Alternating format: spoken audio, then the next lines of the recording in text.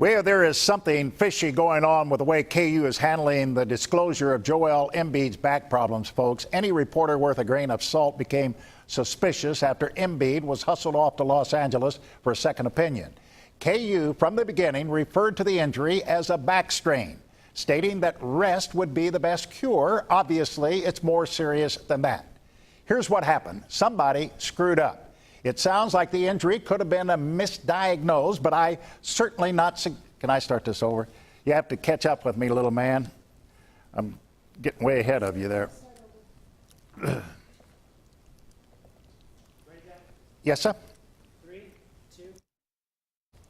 Well, there's something fishy going on with the way KU is handling disclosure of Joel Embiid's back problems. Any reporter worth a grain of salt became suspicious after Embiid was hustled off to Los Angeles for a second opinion.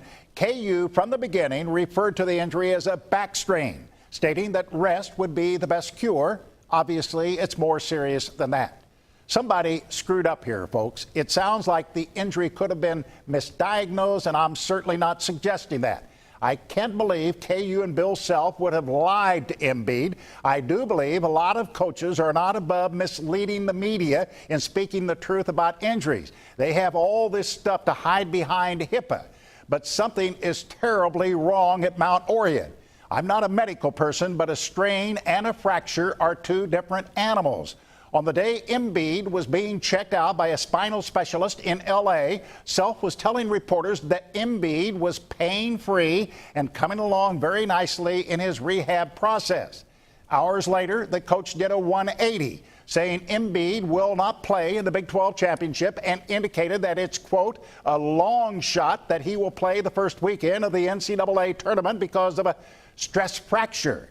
And let's be honest here, in all likelihood, that means Joel Embiid is finished playing basketball at the University of Kansas.